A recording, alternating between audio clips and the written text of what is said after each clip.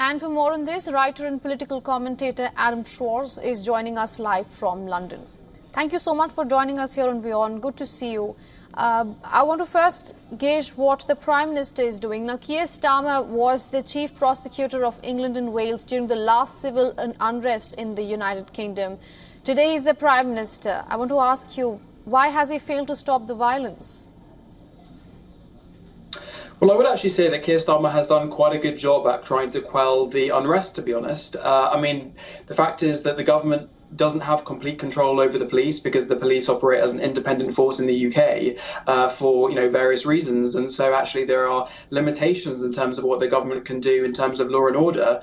But in terms of what he has been able to do, he's been able to sort of give the police all the encouragement that they've needed to try to control some of these riots when they've been happening, mostly when they happened the weekend before last. The other thing that he's also done is try to kind of prime the judiciary and the court system to enable very swift justice against those who've been arrested. We've seen around 1,000 people arrested from those riots so far. A couple of hundred of them have been charged already, and several of them have actually already received very harsh prison sentences. And given the fact that actually we may well have seen more rioting happen since then, and it actually hasn't really materialized, I think really that shows that there has been a deterrent effect from the fact that the police and the government have clearly wanted to deliver quite swift justice against those who've been involved in this. I think clearly that has served as a deterrent effect. So I think Keir Starmer has actually performed quite well from this crisis, but as I mentioned, the government and not the police force, he has limitations.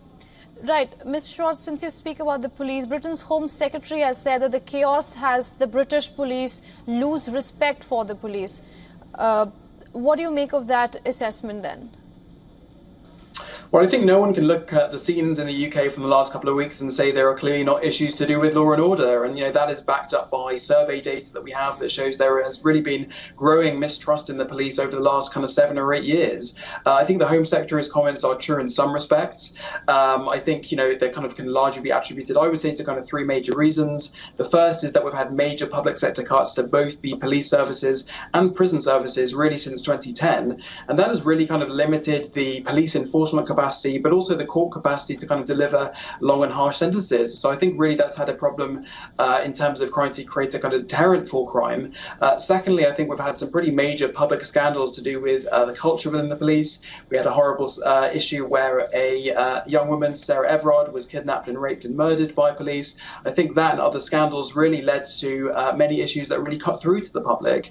And finally, I would say that there's really been sort of a growth of what I would describe as sort of non-state digital actors, particularly social media companies, which has really shifted power away from the state and really towards individuals, which has led to some people feeling very empowered to kind of incite violence and to create hatred online in a way that they wouldn't do in person. So I think, again, a kind of lack of police enforcement in that respect has led to, lack of respect for the police. But the final point I would make is that I think we can distinguish a general lack of trust in the police across the population from really the issues that we had with these far-right rioters, which I think is much more specific to kind of extremism, but also disinformation that we've seen online. All right, if we could quickly zoom out a little, the protest started over fake news about the killer's identity in Southport, but it has ballooned so far. Do you think that it has brought the general psyche of how Britons look at immigrants? I mean, clearly that was the intention of far-right rioters, when they put out or reacted some of this disinformation about the nature of the suspect involved in this horrific tragedy. I think for me personally, I don't think that when a time when we have minorities and people of colour across the society being terrified for their safety because of these riots, that is an appropriate time to be kind of discussing immigration and the composition of society. I think we can't reward this kind of racist violence with some kind of policy reaction that tries to address their concerns. I think there are ways to kind of deal with these larger issues, but certainly that has to be done sensitively and not, in responding to some kind of racist violence. I think there are clearly general problems in society to do with social cohesion, which I think can be addressed. But I think certainly, would be inappropriate for the government to try to kind of give in to what these rioters want, which really is not aligned with the general British public, which is to stop all immigration, essentially. All right, Mr. Schwartz, before I let you go, there are a lot of non-white Britons who are also fearful for their own lives and security because of the protests that we are seeing across the country. How is the Keir Starmer government reassuring them that they are safe in their own country? Well, I think one of his first reactions is try to give the police all the support that they need to try to keep those communities safe.